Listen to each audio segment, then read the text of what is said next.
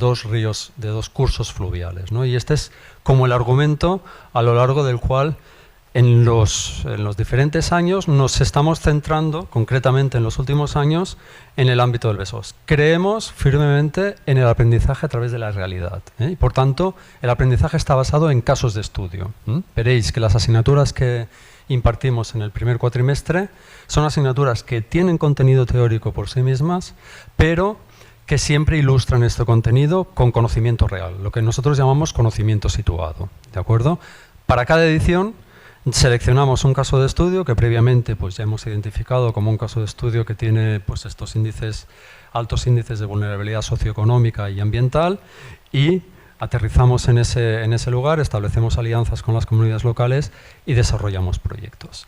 En el caso que nos ocupa, de cara al año que nos siguiente, ¿no? el curso 24-25, vamos a trabajar en el ámbito de la PAU.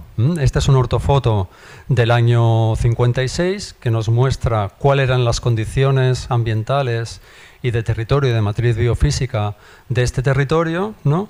Y si lo miramos, algunas fotos de época bastante ilustrativas, ¿no? De cómo en aquel momento se vendió o se publicitó la intervención en este ámbito. Aquí veis el alcalde Porcioles en su momento literalmente plantando la piedra fundacional de lo que sería el barrio del Besós, ¿de acuerdo? Y esta es la realidad con la que nos encontramos a día de hoy.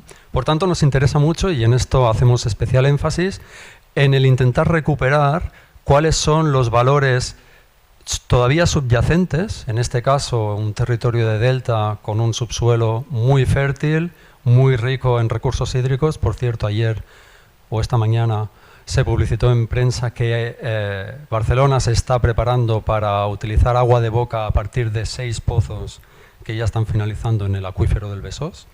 Un agua que solo hace 2 años jamás nos hubiésemos imaginado que utilizaríamos como agua potable, ¿no? Y estamos viendo, ¿no? por las condiciones a las que nos vemos sometidos por cuestiones de cambio climático, etcétera, cómo nos vemos impelidos y obligados a reconsiderar los recursos existentes del territorio. Y buena parte de nuestra actividad se basa en intentar entender cuáles son estos recursos y cómo podemos hacer un uso sostenible de los mismos. Por tanto, la historia, ¿no? y entender las lógicas del lugar es una línea de trabajo importante para nosotros, ¿no?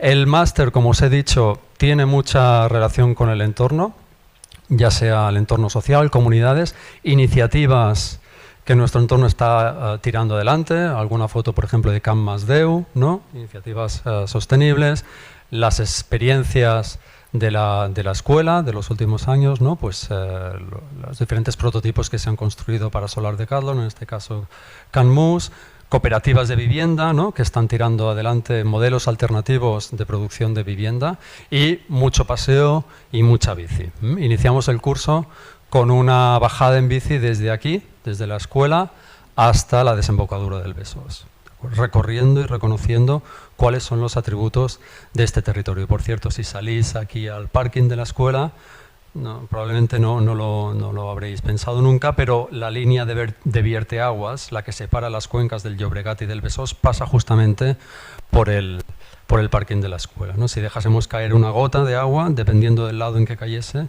iría a desembocar a la desembocadura del Besós o iría a la del Llobregat, ¿no? Y siguiendo la historia de esta gota, ¿no? El libro de Reclus, de Historia de un arroyo, ¿no? Como referente un poco poético de la cuestión, ¿no? Llegaríamos a entender cuáles son los atributos del territorio. Alguna foto de grupo, de excursiones que hacemos también, de conocimiento del lugar. Esta es en el caso un recorrido que hicimos a pie por el Rec Comtal, ¿no? Y aquí veis una foto de grupo en el que conviven, ¿no? los estudiantes internacionales que vienen de fuera, ahora os explico cómo organizamos la docencia, y el grupo de 20 estudiantes. Nosotros ofertamos 20 plazas, ¿vale? de esta doble titulación, y estos dos grupos, a pesar de que tienen una cierta autonomía, ¿no? por idioma, los contenidos docentes no son prácticamente los mismos, pero en cuanto a idioma, horarios, etcétera, tienen una cierta autonomía. Sí que intentamos organizar el máximo de actividades conjuntas para que haya intercambio, ¿no? Y este mutuo enriquecimiento entre las diferentes culturas, digamos, ¿no? Algo interesante también de mencionar es que alrededor de Semana Santa hacemos un viaje de estudios que normalmente nos ocupa una semana, en la que nos vamos fuera también, de nuevo, no solo de las paredes de la universidad, sino nos vamos a otro contexto para aprender también de otros territorios. Hace 2 años estuvimos en Santiago de Compostela, por ejemplo, aprendiendo de cuáles son los atributos de ese territorio desde el punto de vista rural, el agua, cómo el agua ha conformado la ciudad. Y el año pasado estuvimos en la Horta de Valencia, que es un caso de estudio paradigmático de potencial metrópolis soberana alimentariamente hablando, ¿no? Una huerta muy activa y con muchísimo potencial. Vamos un poco, entramos en materia. ¿Cómo organizamos la docencia, ¿no? y cómo se estructura el máster? Lo que veis aquí es el máster en 3 cuatrimestres. Empezaríamos el primero con 6 cursos que son, como os comentaba, son autónomos entre sí.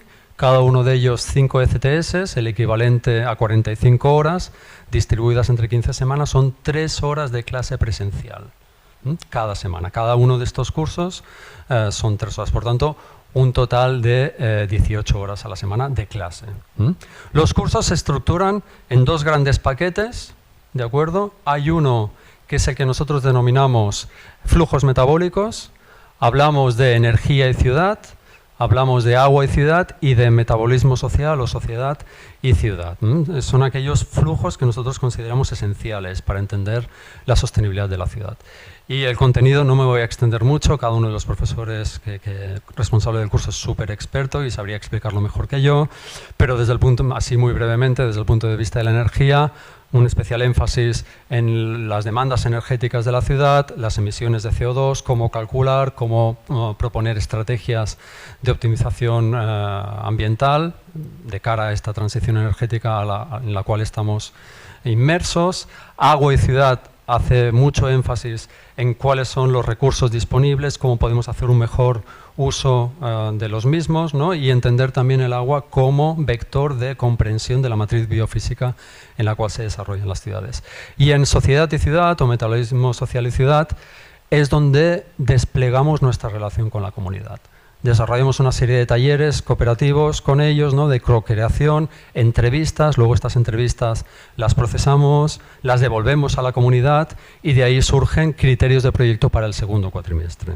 Y luego están los cursos de estrategias de intervención que, poniéndolo de una manera así como muy fácil de entender, recorren las diferentes escalas del proyecto. Regenerar trabaja desde una escala metropolitana y urbana, rehabitar la escala del espacio doméstico, del edificio, ¿no? Y la programación funcional también de estos espacios, ¿no? Y cómo podemos hacer un buen uso de los mismos. Y rehabilitar está muy centrada en la parte más de dimensión material de la arquitectura, ¿no? Ciclos de vida de materiales, ¿no? Reciclaje de los mismos, biomateriales, etcétera. Pasaríamos, y esto nos lleva desde septiembre, empezaríamos la primera semana de septiembre y llegaríamos hasta Navidades, hasta previo a Navidades. Acabamos el curso antes de Navidades, ¿de acuerdo? Y el objetivo es acabar este cuatrimestre con lo que llamamos una diagnosis del caso de estudio. Cada una de estas asignaturas trata los temas que os he comentado, pero todas ellas ya toman el caso de estudio, el barrio seleccionado, como un elemento de comprobación y de ilustración del conocimiento sobre un caso de estudio concreto. Por tanto, de la suma de todos estos materiales, y hay ocasión para diferentes revisiones intermedias, ¿no? En las que se cruzan los materiales, los profesores se intercambian entre asignaturas y se cruzan los materiales, ¿no? Acabaríamos el cuatrimestre con lo que llamamos una diagnosis. No solo un análisis, no solo un reconocimiento, sino la formulación de cuáles son las problemáticas a abordar en ese barrio. Y este es el punto de partida para el segundo cuatrimestre, ¿de acuerdo? El segundo cuatrimestre aquí es donde entra en juego ya el máster habilitante. Hasta aquí, digamos, sería la parte estrictamente MISMEC. En el segundo cuatrimestre ya entra en juego aquel megataller que os explicaba Roger hace unos minutos, ¿no? De 20 CTS, ¿no? El taller fuerte, que tiene una componente de proyectar la arquitectura y de tecnología de la arquitectura. Pero este taller desarrolla en base a los materiales obtenidos en el primer cuatrimestre, propuestas o estrategias de intervención sobre este barrio. Y aquí empezamos también con lo que sería el TFM del MISMEC, ¿vale? El MISMEC tiene un TFM propio. Pensad que estaríais haciendo, si os matriculaseis en esta doble titulación, 2 titulaciones, cada una de ellas tiene que tener su propio trabajo final de máster, ¿de acuerdo? Y el TFM del MISMEC empieza ya en enero, febrero del segundo cuatrimestre, con una serie de tutorías, habrá una serie de clases y de conferencias que os dotarán de los elementos que necesitáis, de las herramientas que necesitáis para desarrollar un trabajo de investigación, ¿de acuerdo? Que es lo que después os puede conducir al acceso a los programas de doctorado, ¿de acuerdo? Bueno, se hace el seguimiento, en junio se entrega el final del taller y en septiembre se entrega en formato de jurado y de tribunal, ¿vale?, vuestro trabajo final de máster del MISMEC, ¿de acuerdo?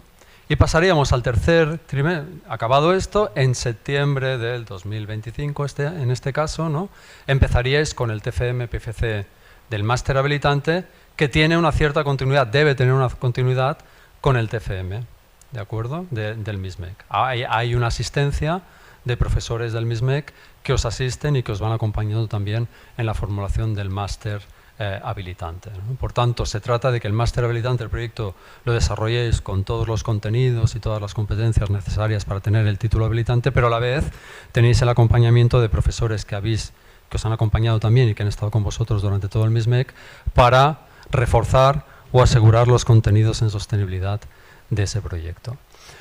¿Cuál es el plantel, digamos, de profesores que os pueden acompañar o que os acompañarán en esta doble titulación? Muchos de ellos los conocéis.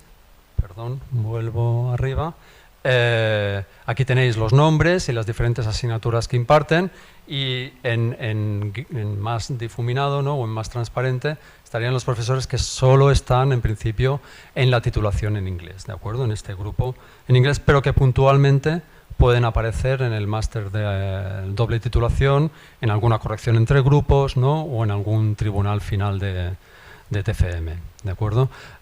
Yendo muy rápido, Carles Job es el responsable de Regenerar, Ana Pagés, Energía y Ciudad, Maribel Rosselló, Agua y Ciudad, Metabolismo Social y Ciudad, Albert Cuchi, Rehabilitar, Fabián López, Rehabilitar, Magda Maria, y luego una serie de profesores que estarían acompañándoos en el taller, tanto en el de intensificación, digamos, proyectar la arquitectura y proyectar la tecnología, como luego en el TFM del máster habilitante.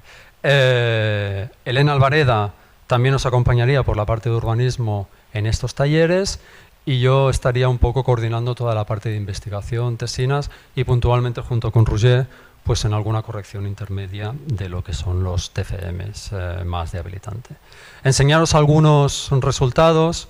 Hará 2 semanas que se presentó aquí en la escuela el trabajo resultante de la edición de hace dos ediciones, que es el trabajo que se desarrolló en la colonia Borgoña y que en breve tendréis disponible en UPC Commons.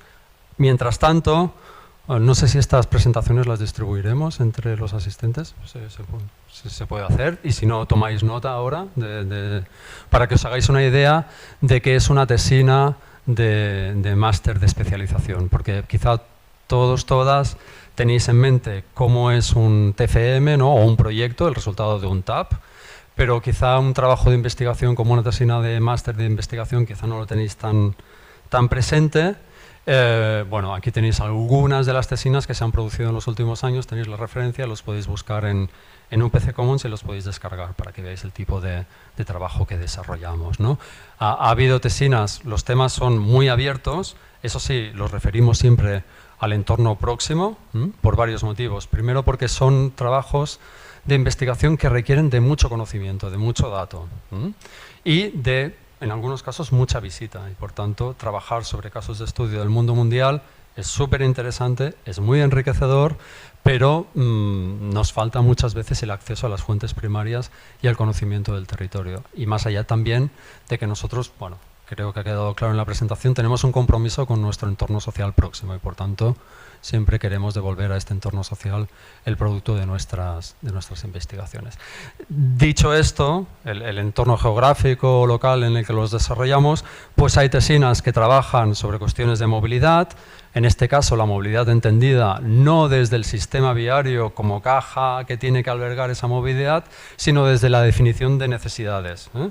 Muchas veces nos planteamos las preguntas al revés, es decir, para potenciar una movilidad sostenible, ¿qué tenemos que potenciar el coche eléctrico? O quizá lo que tenemos que pensar es el modelo de cómo distribuimos las actividades en el territorio para minimizar la movilidad obligada, ¿no? Siempre nos hacemos esta pregunta. ¿La sostenibilidad depende de los paneles fotovoltaicos? O antes tenemos que hacernos la pregunta si los paneles fotovoltaicos es la mejor solución posible para hacer frente a la descentralización en la producción de energía, por ejemplo, ¿no? Y por tanto, siempre buscamos, no damos por hecho las soluciones que el mercado ofrece, ¿no? O que el business as usual nos ofrece, sino que vamos a la raíz del problema, ¿no? En este sentido, tenemos un enfoque radical. Radical queriendo decir que vamos a la raíz de los problemas, ¿no? Y en este caso, la movilidad tratada desde la distribución de actividades. Trabajamos también sobre temas que vemos que tienen futuro y tienen recorrido, como la cuestión de las comunidades energéticas, ¿no? Y en este caso pues es una tesina que desarrolla un modelo para cálculo y optimización de potenciales comunidades energéticas en este tipo de barrios, donde los recursos económicos no son abundantes, digamos, ¿no? Y por tanto proponer comunidades energéticas basadas en acceso a recursos limitados, ¿no? O en este caso, por ejemplo, buscar cuál es el óptimo ambiental en una edificación, es decir, hasta cuándo nos compensa la inversión en aislamiento térmico en fachada en relación con la mejora de la eficiencia energética de ese edificio y qué tipo de tecnologías, qué coste tiene cada una de ellas, ¿no? Y dónde encontramos el punto virtuoso entre la inversión, ¿no? El tipo de intervención y el impacto que tiene en emisiones de CO2 y lo que ganamos y cómo lo amortizamos en el tiempo, ¿no? Esta es una tesina bastante ejemplar en este sentido, ¿no? Y luego pues los TFMs no habilitantes que en este caso pues nos explican mucho, ahora pasaré algunas imágenes, ¿no? Para esta edición qué tipo de materiales se llegaron a producir. En este caso, muy brevemente os explico, el caso de estudio era la colonia Burguñá, ¿no? en el Ter, en la comarca de Osona, ¿no?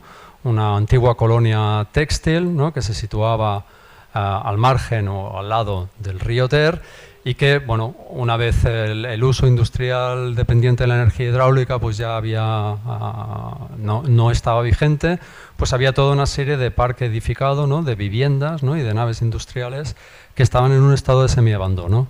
Y lo que hace el proyecto es entender desde la historia, pero también relacionándolo con la topología, las tecnologías constructivas, ¿no? Cuáles eran los atributos y los potenciales de esta antigua colonia industrial y proponer diversas estrategias de intervención, ¿no? Que tienen que ver con temas de bioclimatismo, ¿no?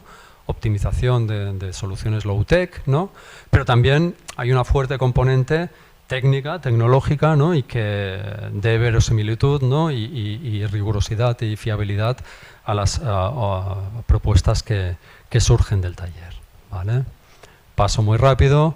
Este es pues, un material bastante habitual, ¿no? del que se produce, ¿no?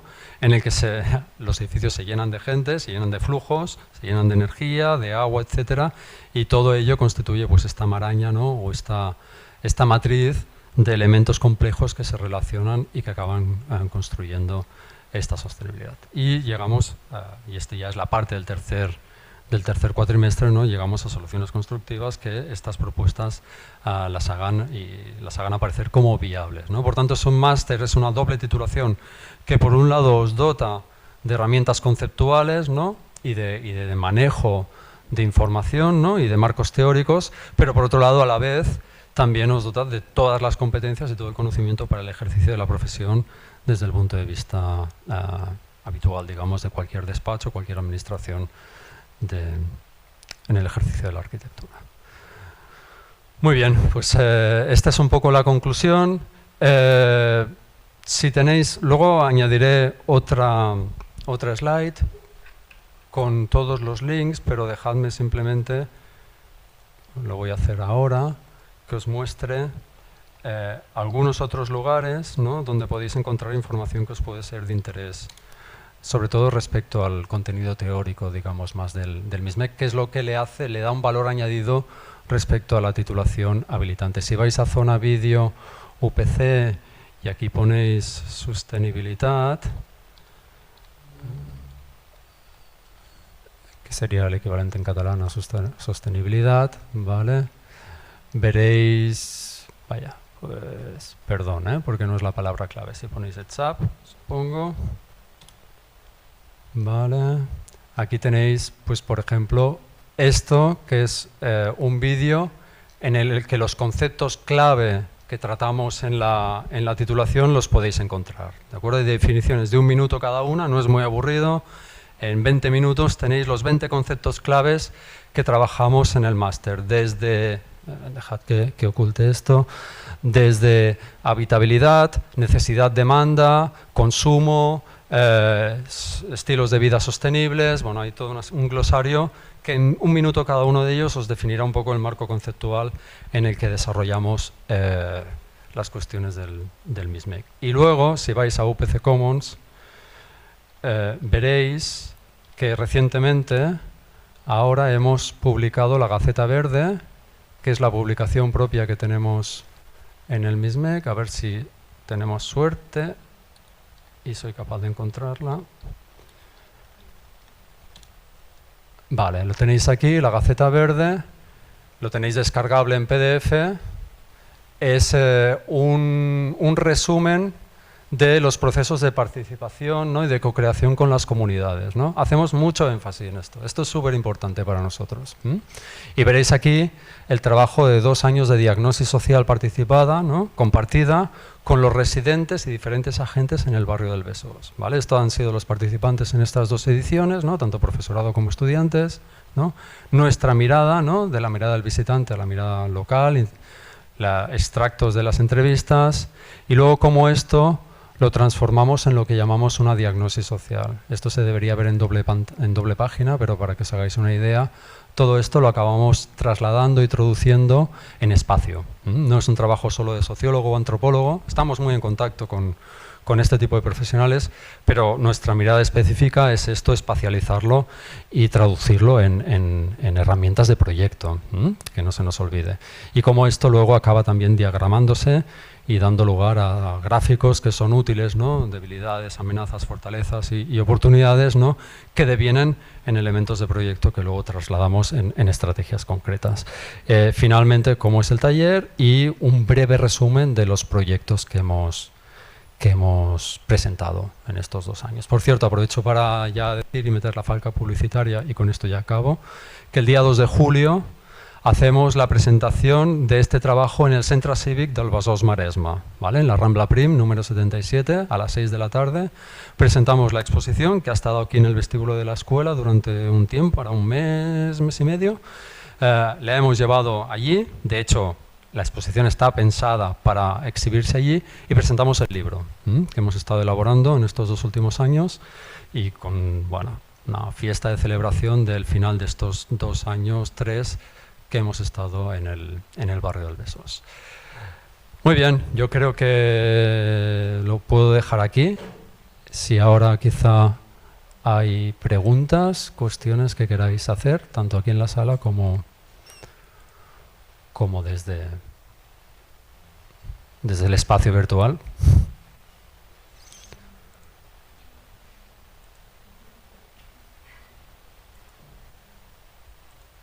A ver.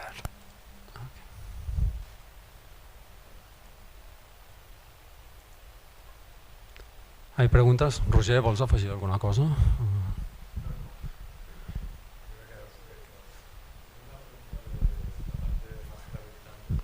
Si no, no te van a oír desde...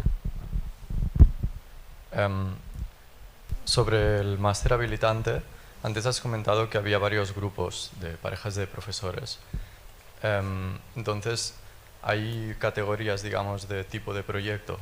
¿Tipo uno más urbanístico? No, o sea, los proyectos a nivel de profundización sobre escalas diversas es la misma. Lo que sí que hay diferencias es la temática. O sea, intentamos más o menos a la semana quinta, ¿vale? Cuando ya han pasado 5 semanas, y hay la entrega de estrategia, y ahí empezamos a ver qué temática estás trabajando, ¿vale? Entonces os agrupamos por temáticas afines y cada pareja de profesores se encarga de tutorizar un grupo con temática afín, ¿no? Repito, este año, por ejemplo, mi grupo, que fue inundabilidad, pues ha habido desde proyectos que básicamente han sido paisajísticos, de trabajar la inundabilidad en Montcada de Reixac, también estábamos en el Besós este año, hasta otros que eran más de edificación, por ejemplo, pero que lo que hacían era una edificación que estaba metida en un espacio inundable, pues buscaban revertir su peligrosidad con ampliaciones que estuvieran lejos o alejadas de la cota inundable, hasta proyectos que, por ejemplo, han trabajado urbanísticamente un barrio intentando generar, a partir del parámetro de inundabilidad, intensificación urbana y desintensificación urbana, por lo tanto, de construcción versus más construcción en función de la mancha de la inundabilidad, ¿no? Por lo tanto, el nexo común de estos temas es la inundabilidad, pero sin embargo las escalas y la profundización de tipo de proyecto han sido diversas con este mismo tema, ¿no? Y había, pues ya creo que os he mencionado, había 5, ¿no? Otro grupo trabajaba conexiones ecosistémicas, pero con la misma metodología, es agrupar un tema común, pero sin embargo con proyectos muy distintos, ¿no? Y al empezar el trabajo en parejas, digamos que tenemos un margen o un tiempo para ver las afinidades entre nosotros y formar los grupos. Sí, hay una primera... hay poco tiempo, o sea, la primera semana intentamos que estas parejas estén formadas la primera semana, al final de la primera semana. Empezamos con una presentación aquí, en la sala de actos o en una aula taller, donde cabemos todos, normalmente la Oeste 3 o la Norte 6, y luego el lunes, el miércoles os anunciamos el tema, el miércoles hacemos normalmente una sesión en el lugar, con agentes del lugar, básicamente vinculadas al ayuntamiento, a la diputación, pero también algunas veces hemos tenido la colaboración en esta primera semana de la asociación de vecinos o otros agentes que estaban implicados con el municipio donde estábamos trabajando, y intentamos que con estas actividades más otra actividad que algunas veces activamos el jueves, cuando si vemos que hay muchos alumnos que estáis sin pareja, hacemos algunas dinámicas, algunas veces, algunos años lo hemos hecho el jueves, para que el viernes ya tengamos la lista, finales viernes, fin de semana, tengamos la lista de las parejas, ¿no?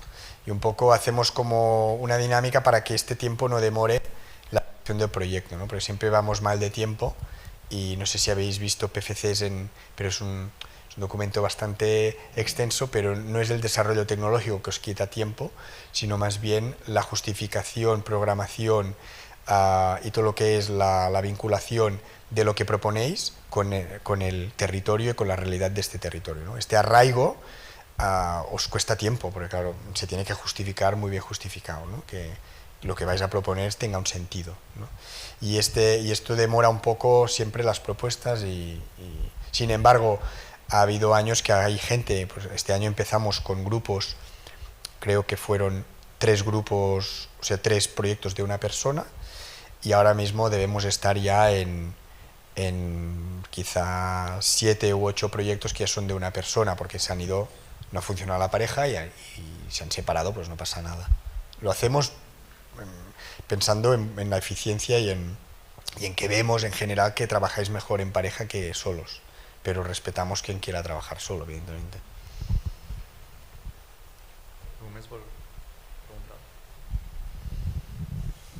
En el màster de la doble titulació hi ha 2 grups, l'internacional en castellà. Hay 2 grupos en el máster de doble titulación, el internacional y el de aquí. Sí. Si hablas bien inglés, puedes apuntarte al grupo internacional. Sí. Puedes apuntarte a los 2 para tener más opciones de que te cojan. Sí, puedes aplicar a los 2. Sí. De hecho, Cuando aplicáis a la doble titulación, en el fondo la admisión es doble, es decir, os tenemos que admitir en el habilitante y en el MISMEC. Cuando me refiero al doble, me refiero a el grupo internacional. Sí. O sea, sí, perdón. hemos dicho que hay 20 plazas. 20 plazas, sí. Y podéis aplicar demostrando que tenéis un nivel B2 de inglés, es suficiente. Vale. Si decidís cursar solo el MISMEC, que hoy no lo hemos explicado, hoy hemos intentado explicar la doble titulación, pero bueno, básicamente la explicación es parecida. Lo único que tenéis que es demostrar que tenéis el B2 de inglés, Vale. porque las clases se desarrollan exclusivamente en inglés. Sí. Vale. Pero el doble máster no se hace en inglés, ¿eh?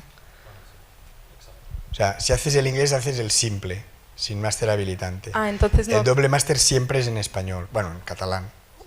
Vale, ¿Vale? de acuerdo. O sea que si tú, si lo que tu vector de interés no es el habilitante, sino el MISMEC, sí que puedes aplicar a los dos. Entonces, con uno te sacas un PFC y con el otro sin un PFC. Pero no puedes hacer el máster inglés y luego el proyecto final de carrera, ¿vale? Porque Vale. es otro programa. De acuerdo.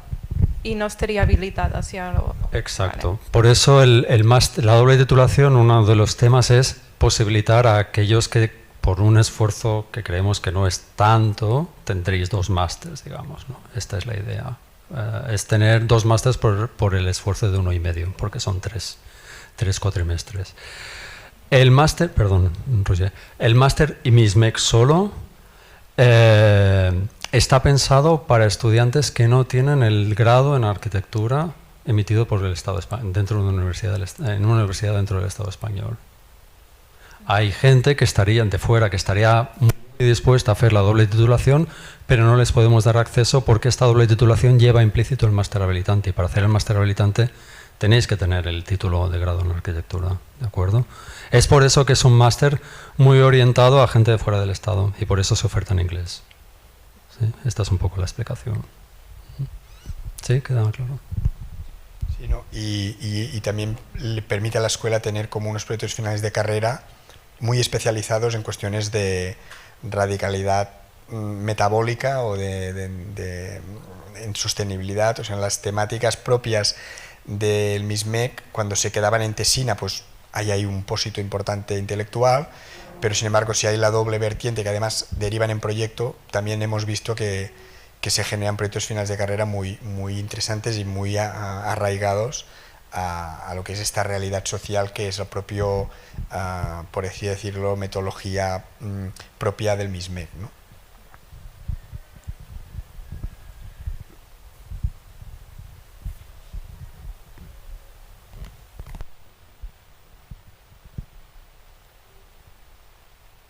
Hemos encontrado, menos yo, ya lo de la ponderación, de si es que tuviéramos que cortar la lista de preinscritos, porque hay más preinscritos que inscritos, es un 60% el expediente académico, un 25% el portfolio y un 15% la carta de motivación.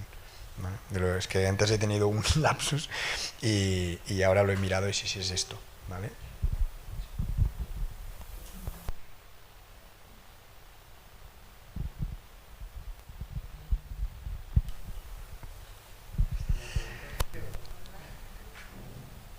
Online, ¿alguna pregunta?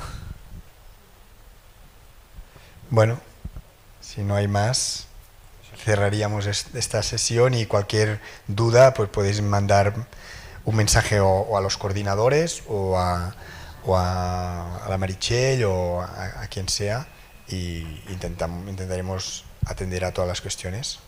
¿Vale? Pues nada, gracias.